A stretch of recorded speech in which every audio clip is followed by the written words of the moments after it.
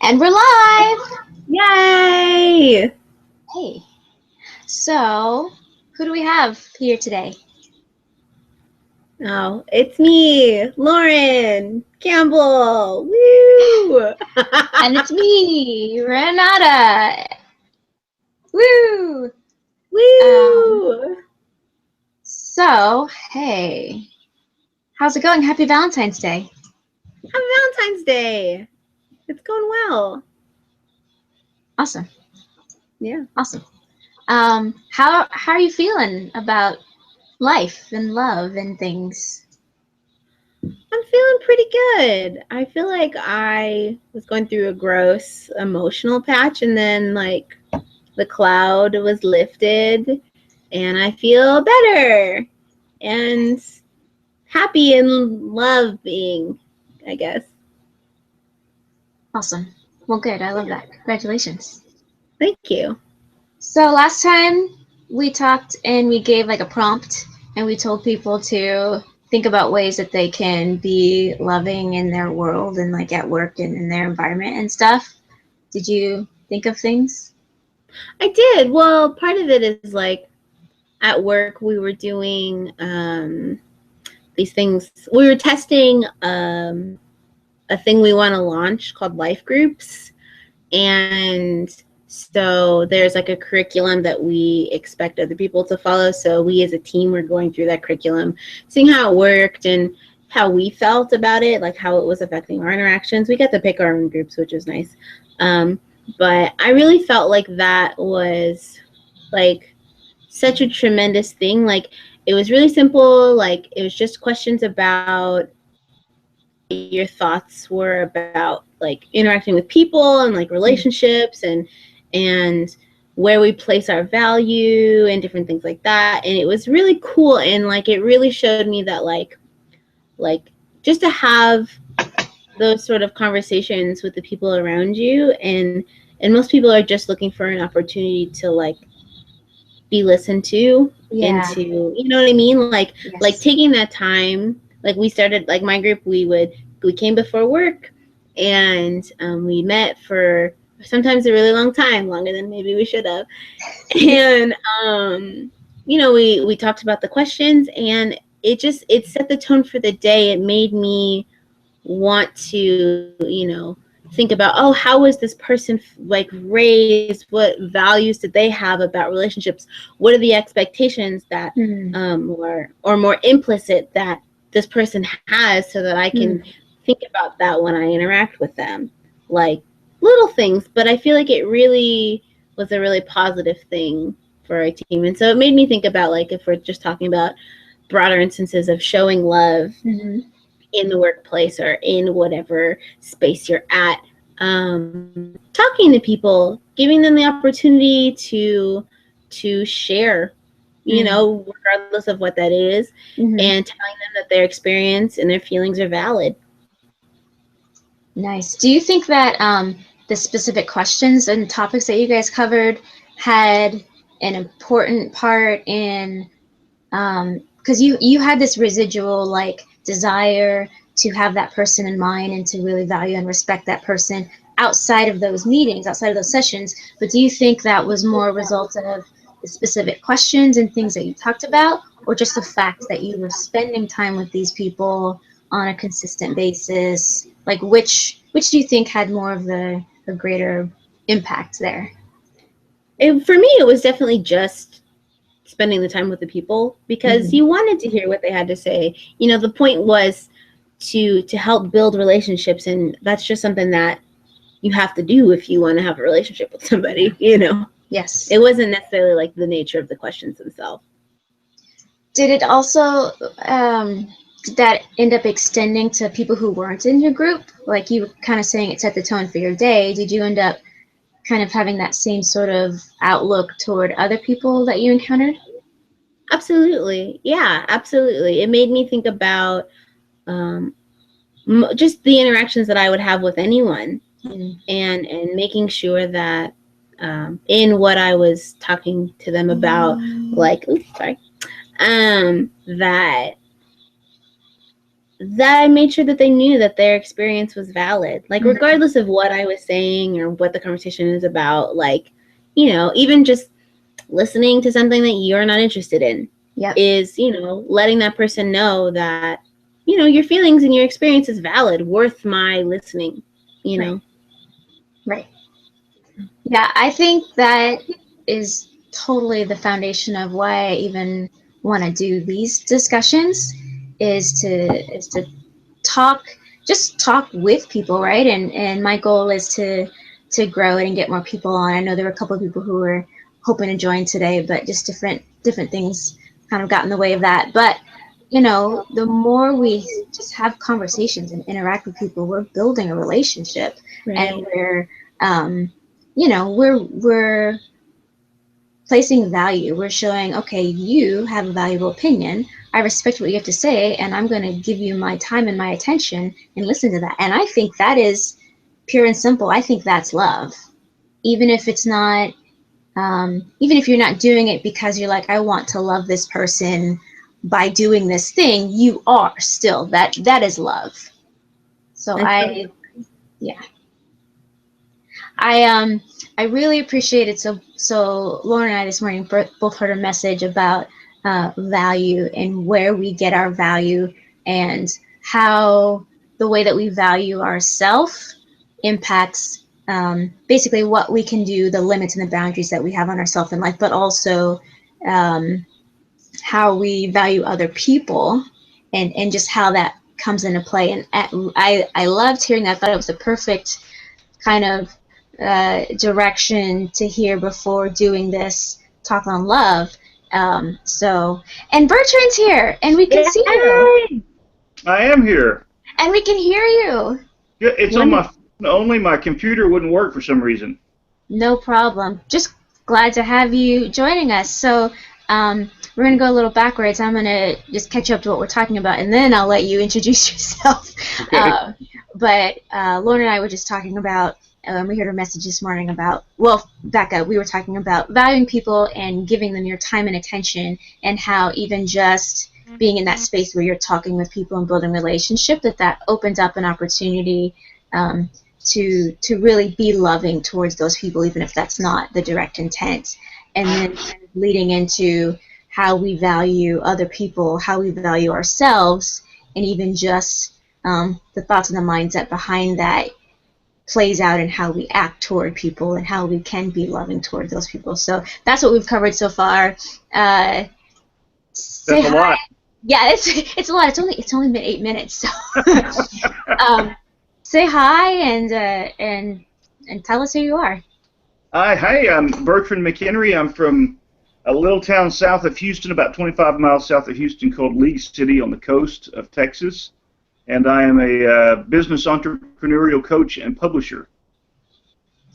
Fantastic. And I don't think, Lauren, that we ever told people where we're from. I'm just south of, well, I'm technically in Seattle, in the state of Washington. Are you? Is that what that's called? Yeah. Yeah, it's technically Seattle.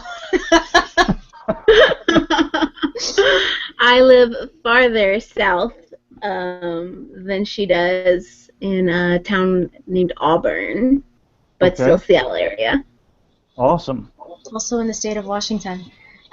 So, Bertrand, what kind of started this all off is at the end of last month's chat, we issued a prompt of saying what are ways that we can show love to people just in our everyday interactions, right? Specifically, like whatever that main arena is for us, whether it's work or school or whatever, what are ways that we can just show love? So that's what kind of brought us to what we've talked about so far. Okay. And I know you haven't had really a chance to think about that just yet, so instead I'm going to give you an easier question and ask, what's your favorite song about love? Oh, well, I listed, I think, 4 on your Twitter feed, but I've got several. I mean, Stephen Curtis Chapman's, not Stephen Curtis, the Proclaimers had a song came out that was called 500 Miles. Have you ever heard it? Is that the I would walk 500 miles and I would Yes. Okay, Yes. yeah. I didn't know they were called the And Proclaimers. yeah, they were the original kind of Irish band that recorded that, and then Stephen Curtis Chapman covered it in his album of Love He several did? years later. Yeah. Uh-huh. I didn't know that. Well, I wouldn't say a totally different version, but it was a little different version. They're a little rough. He's an excellent musician, has the great studio capabilities, but it was a great cover. But my other really favorite song about love is DC Talk's "Love Is a Verb." Yeah, nice, nice. And I don't know if you saw, but after you made that tweet, some DC Talk Twitter account liked that, so got some DC cred Talk there. did? Yes. Well, it was Wow, I did not see it. it was an official DC Talk fan page, right? So not like. Oh, I got you. Okay, okay. Pretty cool. Yeah. And then I was saying that, at least for now, and where I'm at, my favorite song about love it's one by Jill Scott. It features Anthony Hamilton, called "I'm So in Love with You." And even though it is more on the like romantic love side, but the words and the feel of the song is not about it's a more holistic love that I that's why I really appreciate it. You know, they're talking more about like respect and how they treat each other and uplift each other, and so I and it's just like a cool like chill song. So what's the name of it? It's called "I'm So in Love with You" or just "So in Love with You." I don't remember exactly, and it's by Jill Scott. Jill Scott. Okay. Lauren, have you got a chance to think of a favorite? I'm really bad when it comes to like love songs in particular. I think that they just don't stick with me for whatever reason. Like if there's something else tied within that, like for some whatever reason, that'll resonate with me a little bit more. And so the song that in my mind I keep thinking about is called "Jonathan" by Fiona Apple. And Fiona Apple doesn't make like like happy romantic songs. They're always sort of like wrapped in with some different kind of emotion. I think though the thing that I really like about that song is she is the type of person that I mean she has, I don't want to say like she has issues because I don't, that's not necessarily like the most positive statement, but I think she acknowledges that she, she's a little bit neurotic. She has some quirks, and this person, Jonathan, who was a boyfriend of hers, it was about how he interacted with her, and she, and she could find a home in him regardless of the fact that she was like kind of not the greatest, Sure. and that he was somebody who, she could kind of go to and feel comforted despite her issues.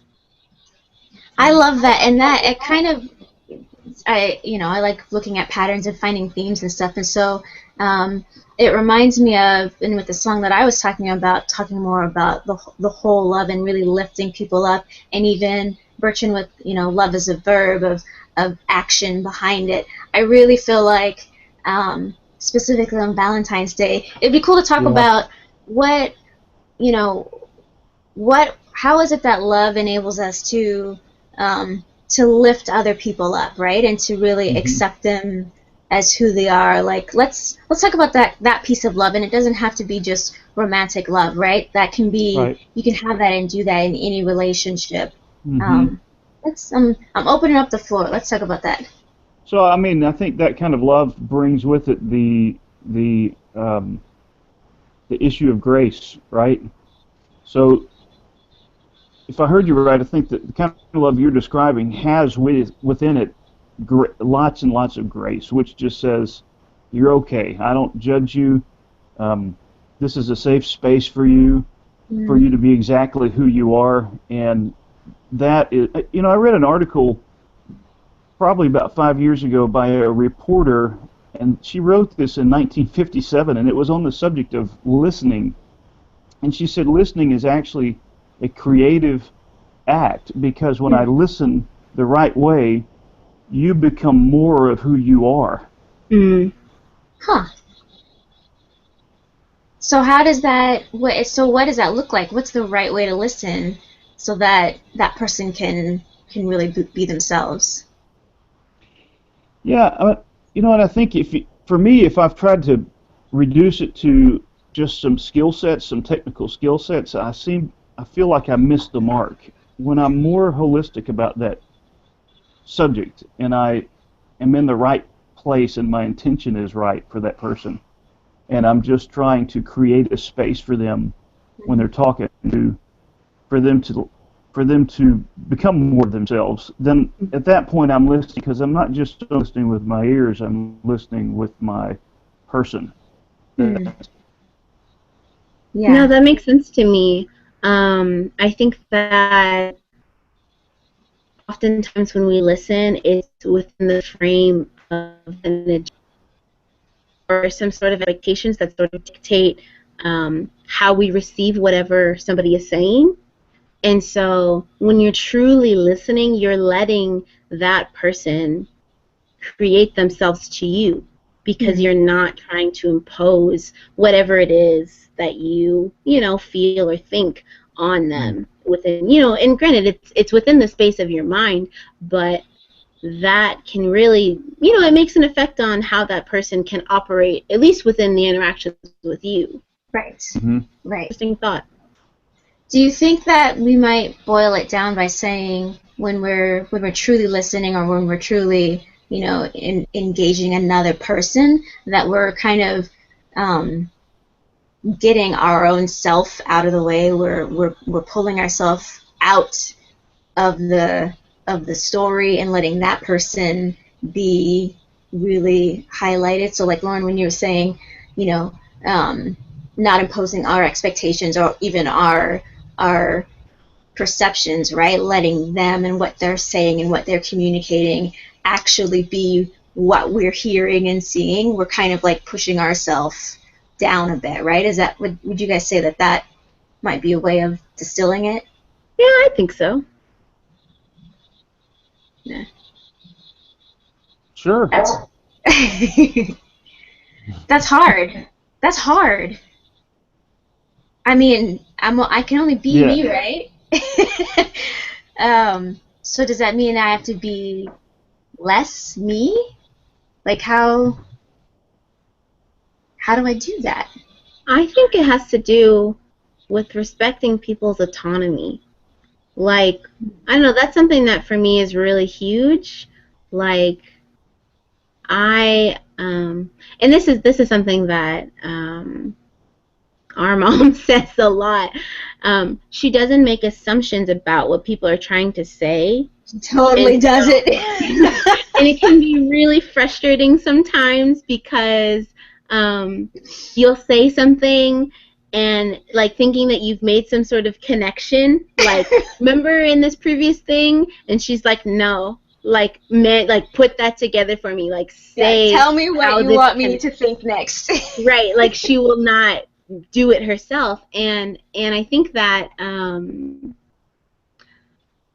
don't know, I think that when we do that, it can very easily become like, okay, I'm going to make assumptions for, like we begin to fill in the gaps for people when that maybe was never our place to do. Like you should just allow that person, like, I'm not going to make an assumption about what you mean about this. You should just tell me, so that now I know. Like, I don't know, I think that sometimes I think that can be scary for some people, because as you begin to really question them, it makes them think about things. But I really think that when having the respect for somebody to be able to do that, like, hey, like, I actually value what you have to say, and I want you to be yourself and to show me how I should think of you. I think that is I don't know, one of the utmost forms of respect that we can give somebody, honestly. I have more to say, but I want to let Bertrand talk if he has a thought. No, I think, yeah, we all come to every situation and every relationship with our own filter that is firmly in place, that is our view of the world. And that filter allows us to make some assumptions, and some of those are safe assumptions because it's helped us keep us alive for millions of years. but some of them are dangerous assumptions, and even on the lesser side, does not allow us to create genuine relationship with people because Right. we're always filling in the gap ahead of time, and that's it doesn't even provide the environment where relationships can kind of organically or authentically develop on the lesser side of that. On the more dangerous side, it can be volatile Right. to make those assumptions for people. Right. Yeah, and I think, I mean, what that kind of brought back to me was, Bertrand, you said earlier, is really having grace, right? And creating that space of you're in a relationship with somebody, and you've already set the tone of, look, this is a safe space. You can be you, and Lauren, you mentioned that sometimes that's scary for people of really having to dig in and express whatever thoughts they're having or whatever feelings they're having, because in the past maybe it's been received poorly, or they were made fun of or whatever, right? It hasn't been a safe space with other relationships or in the past, and so really being able to, like you guys have both said, show respect and be able to go, look, I want you to really be the best you. Right. Show me who you are. I want you to feel safe communicating to me. And yeah, absolutely, that's where those relationships, true and healthy and flourishing relationships, can grow, is by being able to cultivate that. And I feel like I've kind of answered my question of earlier, do I have to push myself down to be able to do that? Well, no, not really. If I recognize as my desire, look, I just want to know this person. I want them to feel safe and secure and trusting around me. Like, that's just me putting forth my grace, right? And my Right. love so that they can do that. So Mhm. I was being sincere when I asked that question, but I realize now, okay, well, no, this is just another way of being me and operating in love. hmm Yeah, I don't think that's sacrificing who you are in that relationship. I think that's part. You adopt that as part of what you're doing, then that is part of who you are, right? So Mm-hmm. you're not suppressing yourself. You're being more of yourself for that person. Yeah. Yeah. Yep. I love it. I love it. Oh gosh. Okay. So we have 8 minutes left. um, what what's a fun thing that we can cover? I think this has all been fabulous. I love this stuff. It's been pretty deep. Um, Yes. what's something kind of light and fun and lovey that we can talk about for the last couple minutes? Just because that's, I like to be silly. Clearly, I take every opportunity I can to like get into the feel of things. So this was my Valentine's Day outfit for everybody. I see that. That's awesome. Very good. So yeah, what's something fun? I don't know, Valentine's tradition. I don't know. What's a fun thing about love you guys want to talk about?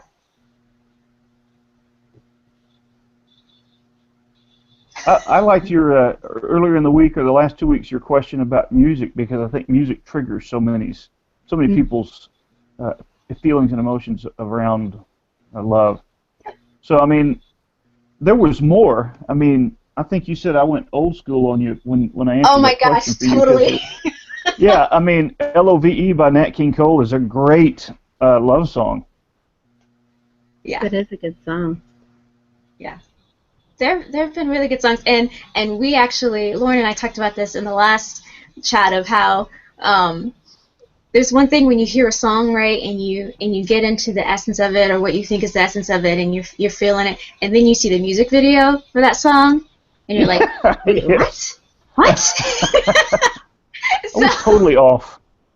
well, or even you're like, well, that video doesn't, I can't, but that video took that in a completely different direction. They should have just Right. left it alone. Anyway, Yeah. so I always think that's fun. I'm trying to think if I can come up with a specific example right now, but no. Anyway, yeah, that's fun. So Lauren, any others? Oh, what prompted this discussion with you so starting it? yeah. And if it's anybody's watching, if this is their first time, so I latter part of 2015, I started really paying attention to just media, right? Like, okay, so I don't own a TV. I don't do that much social media. I kind of learn about the world from the people around me, what they tell me about, and if it's really important or really big news, I hear about it because it comes up, right? But I just wasn't really knowing all the day-to-day what's going on in the world, and I started kind of paying more attention to social media and news, and it was really depressing. It was really depressing, and I was like, this, and you know, people know that, right? That's not a surprise to anybody. I knew that before I started it, but I didn't know what, right? And there was just so many things going on in the world, and my thought was, how come we can't just love each other? Like, you know, there's a cliche, love is all we need. Well, love isn't all we need, but it's really big, right? It makes a difference. And when I got to that point, and I'm like, first of all, we need more love. Let's start there. So because it was such an overwhelming thought for me of like, this is huge, and it's like, things need to change. Okay, I can only change me, so how can I do that, right? How can I love in my world? What does that look like? So then I was on a mission to figure that out. What does love look like, so that I can be that and it starts something, even if it's just in my corner of the world. And so, you know, I happen to like Twitter, so I started just finding thoughts and quotes and concepts about love and just posting them, just putting them out there with the hashtag study on love. And it was mainly for me, right, just to put it out there as a repository. And then I was like, okay, this is cool, but I'd like to hear what other people think about that. I want to have a discussion now on what other people feel about love. And so I had, you know, I knew I wanted to do this kind of format of a Google Hangout video chat sort of thing, but kind of was nervous and not sure I was ready to do that. And then, you know, Lauren kind of guided me and coaxed me, and we decided I was ready. So we launched that in January. So that's the background, that's the story, and I want to do it every month at this point, and I want to get more people involved, and I want to really start a dialogue about what love is and what it looks like and how we can do it in our world so we can change the world. Yeah. Yeah. That's awesome. So that's that. So with 3 minutes left, we talked about a little bit of fun stuff and then went deep again. But I like Lauren, this precedent you said about leaving with a prompt for people to think about for the next few weeks. So I really appreciated that concept of grace and safe space when we're just talking to people, right?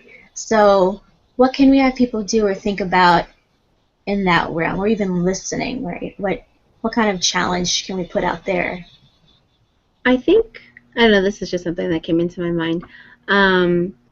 I was thinking about, the other day I was having a conversation with somebody and they were talking about their expectations for this specific establishment, and like, you know, like why aren't people more friendly, or like why, you know, they were talking about those things, and I was thinking about how those same critiques that we have of like businesses or organizations, like, do we do that within ourselves? Like, do we put the same expectations that we put on like an organization to be safe and welcoming? Do we say like, you know, like can people find like a home in me? Like when they seek out conversation with me, is it welcoming? Am I kind? Am I, you know, doing the best that I can to make them feel at home, you know, in just my dialogue? And I think that can be a good prompt for talk. How do I, you know, like, can people find a home in me? I guess that's the phrasing that comes into my head. Okay. If that makes sense. You broke up a little bit at the end there, but I think we caught that. So I'm trying to figure out how to pull that into an actionable thing. I'm gonna go out this week and see how many people I can make feel like they have a home to me. Mm.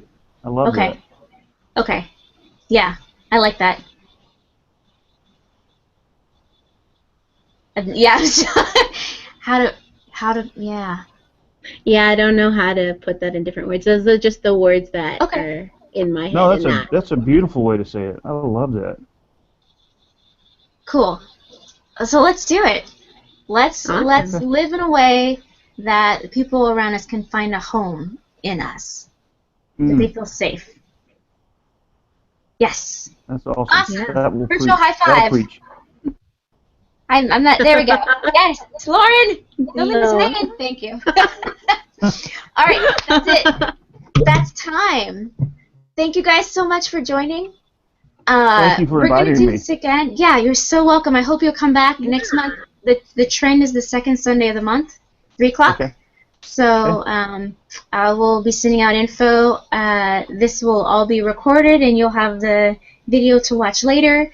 And for now, I'm going to sign out and stop broadcasting, but you two don't go anywhere. Okay.